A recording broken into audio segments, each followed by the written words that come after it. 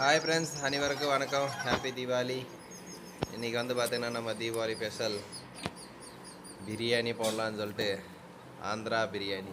என்னடா ஆந்திரா பிரியாணின்னு பார்க்குறீங்களா? நம்ம ஊர் ஸ்டைலில், நம்மளது ஆந்திரா இருக்கிறது திருப்பூரில், நம்ம ஊர் ஸ்டைலில் பிரியாணி பண்ணுறோம். பாருங்கள் எப்படி பிரியாணி பண்ணுறோன்னு சொல்லிட்டு. வாங்க, எல்லாம் பட்டை கிராமம் எல்லாம் போட்டாச்சு. அடுத்து வெங்காயம் போட்டு விட்டு நல்லா ஒரு கிண்டி விட்டு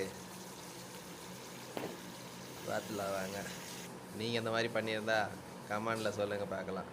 நல்லா வெங்காயம் பொன்னேரமாக வதங்கணும். பாருங்கள், பொன்னேரமாக வதங்கினதுக்கப்புறம் தக்காளி போட்டுக்கலாம். தக்காளி போட்டு விட்டு பார்த்துக்கோங்களா.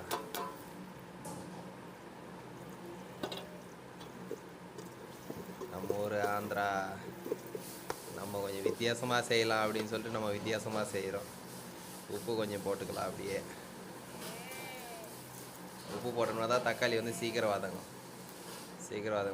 தக்காளி வதங்க பாருங்கள். கறி போட்டுக்கலாம். நல்லா கறியை அலசி எடுத்துட்டு, இது யார் போகிறது பார்த்தீங்கன்னா நம்ம ஓனர் அம்மா. எனக்கு அவங்க தான் ஓனரு. உங்களுக்கு யார் ஓனர்ன்றது கமெண்ட் பண்ணுங்க பார்க்கலாம். கம்பெனி ஓனர் வேறு, இது வீட்டு ஓனரு. நல்லா ஒரு கிண்டி விட்டு பாருங்க. கறி 4 கிலோ கறிங்க ஃப்ரெண்ட்ஸ். அந்த கறியில் லைட்டாக அப்படியே வெறும் மிளகாத்தூள் தூவி விட்டோம்னா நல்லா காரஞ்சாரமாக கறியில் நல்லா இருக்கும். நம்ம செய்கிறது எல்லாமே கொஞ்சம் வித்தியாசமாக இருக்கும். எல்லா பிரியாணியோட நம்ம செய்கிறது வித்தியாசமாக இருக்கும். ஏன்னு கேட்டிங்கன்னா அதனால தான் ஆந்திரா பிரியாணின்னு சொல்லிட்டு உங்களுக்கு ஃபஸ்ட்லேயே சொன்னேன். பாருங்கள், கறி நல்லா வதங்கிடுச்சு. இஞ்சி பூண்டு பேஸ்ட்டு போட்டுக்கலாம். இஞ்சி பூண்டு பேஸ்ட் போட்டு நல்லா ஒரு கலக்குவோம். நீங்கள் எப்படியெல்லாம் பிரியாணி செய்வேன்னு சொல்லிட்டு மறக்காமல் கமெண்ட் பண்ணுங்கள் பார்க்கலாம்.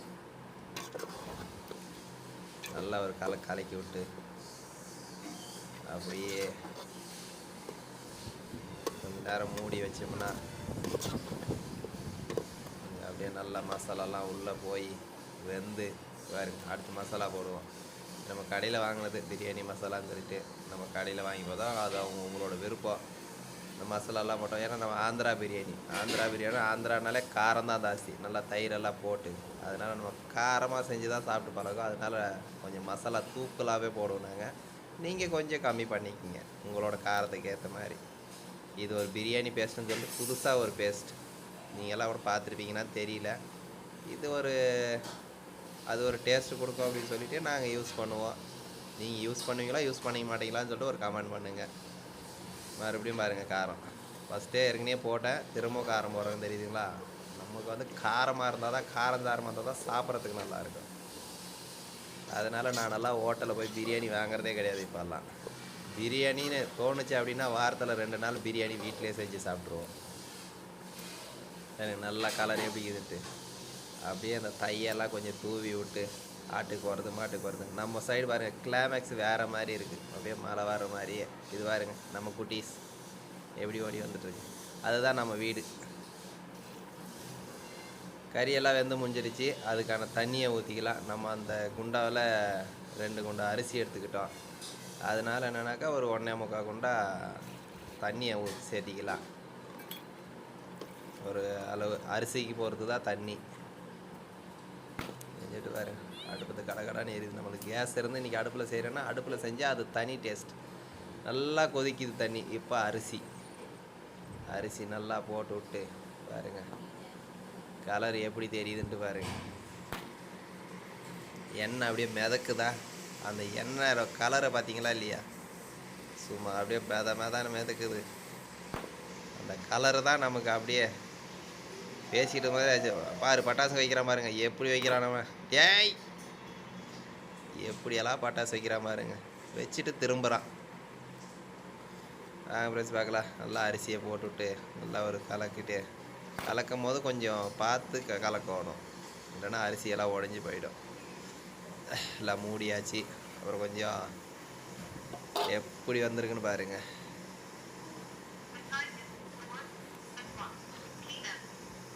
பாருங்க, நல்லா இருக்கா? பார்க்குறதுக்கு எப்படி இருக்குன்னு கமெண்ட் பண்ணுங்கள் பார்க்கலாம். எல்லாம் டம் பிரியாணி போடுவாங்க.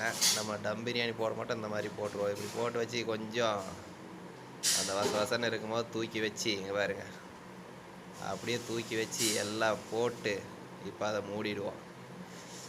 டம் போட்டுடலாம். இப்போது நல்லா நெருப்பு அள்ளி தூக்கி போட்டோம்னா அப்படியே ஒரு 4 மணி நேரத்துக்கு அந்த நெருப்பில் அப்படியே இருந்துச்சு அப்படின்னா அந்த இருந்த கொஞ்சம் தண்ணி எல்லாம் இழுத்துக்கும். எல்லா தண்ணி இழுத்துக்குச்சுனாக்கா அப்புறம் எப்படியே இறக்கி வச்சு பார்த்துடலாம்.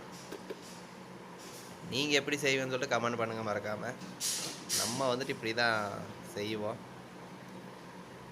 நம்ம செய்கிறத உங்களுக்கு சொல்கிறோம். நீங்களும் ஒரு டைம் வேணால் இந்த மாதிரி செக் பண்ணி பாருங்கள். பாருங்க எப்படி வந்துருக்குன்னு பாருங்கள். அப்படியே இறக்கியாச்சு. நல்லா ஒரு கலக்கி உடையாமல் பொறுமையாக கலக்கணும். அப்படி பாருங்க, எடுத்து அப்படி விடணும். போட்டு குழம்புல விட்டு கிண்டுற மாதிரி கிண்டிடணும். எப்படி பாருங்க. இது வந்து என்னென்னு பார்த்தீங்கன்னா, நம்ம கம்பெனியில் நம்ம கூட வேலை செய்கிற பசங்களுக்கு நான் இங்கேருந்து ஸ்பெஷலாக வந்துட்டு பிரியாணி செஞ்சு கொடுக்குறேன். அவங்களுக்கும் செஞ்சு எப்போதும் தீபாவளி என்கிட்ட வேலை செய்கிற பசங்களுக்கெல்லாம் காசு கொடுத்துருவேன். சிக்கன் எடுத்து ஒரு 500ரூபா 400ரூபான்னு சொல்லிட்டு ஆளுக்கு அந்த மாதிரி கொடுத்துருவேன். அது வந்து இந்த டைம் நான் ஊருக்கு போகல, இங்கே இருக்குன்றதுனால நான் பிரியாணி செஞ்சு உங்களுக்கு கொடுக்குறேன்டா அப்படின்னு சொல்லிட்டு நம்ம ஆந்திரா பிரியாணி செஞ்சு அவங்களுக்கு கொடுத்துட்ருக்கேன். பாருங்க எல்லாம் போட்டாச்சு. எல்லாம் போட்டு விட்டு நல்லா நிறச்சி விட்டு அனுப்பி விட்டோம்னா சாப்பிடுங்கடா இஷ்டத்துக்கு. அடுத்து பாருங்க அதுக்கு கிரேவி மாதிரி அப்படியே